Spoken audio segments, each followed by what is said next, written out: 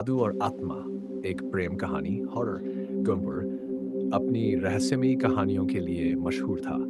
कहते हैं कि गांव के पास स्थित पुराने मंदिर में एक साधु तपस्या करता था, लेकिन एक दिन वह अचानक गायब हो गया। तभी से वहां अजीब घटनाएं होने लगीं।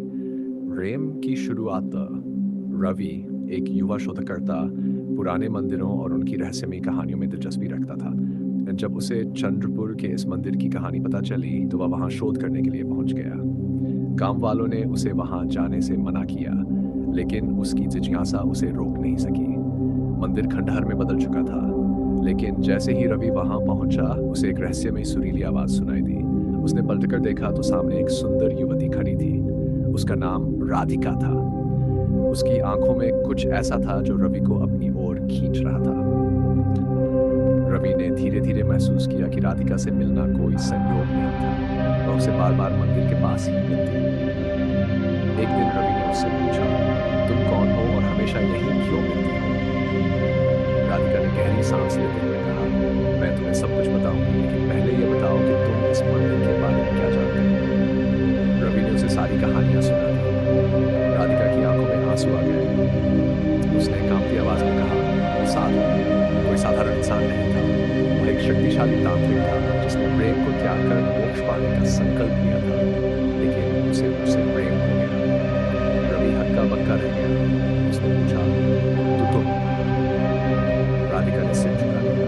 हाँ, मैं वही हूँ जिससे साधु प्रेम करता था, लेकिन जब गांव वालों को इस बारे में पता चला तो उन्होंने हमें अलग करने के लिए मुझे मार डाला। साधु ने मुझे बचाने की बहुत कोशिश की, लेकिन रवि सर उसे यकीन नहीं हो रहा था कि मैं किसी आत्मा से बात कर रहा हूँ। खौफनाक सच। अब तक रवि को ये सब सिर्फ एक पुरानी कहानी लग रही थी, लेकिन उस रात जब वह मंदिर में रुका तो उसे अजीब अजीब आवाजें सुनाई दी। अचानक एक अंधेरी परछाई उसके सामने प्रकट हुई। तू यहाँ क्यों आया है? भारी आवाज गूंजी। रवि ने कांपते हुए पूछा, तुम कौन हो? मैं वही साधु हूँ जिसने राधिका को खो दिया था। रवि को महसूस हुआ कि साधु की आत्मा अब भी यहाँ पर घूम रही है, लेकिन तभी राधिका वहां प्रकट हुई और बोली, अब समय आ गया है कि तुम मुक्त हो जाओ। साधु की आत्मा गुस्से में बोली, मैं तुम्हें जाने नहीं दूंगा। तभी चारों ओर तेज हवाएं चल पड़ी। मंदिर के खंडहर में अचानक एक तेज रोशनी फैली और राधिका के साथ की आत्मा को तेज हो गया।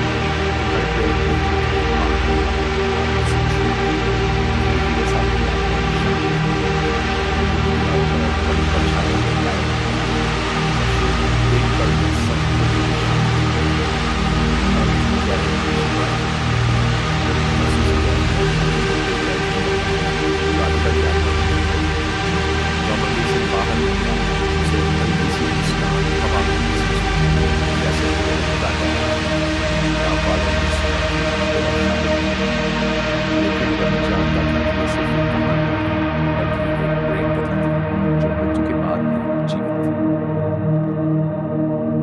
क्या आप इस कहानी का अंत जानना चाहते हैं तो कमेंट में जय बजरंगबली जरूर लिखें।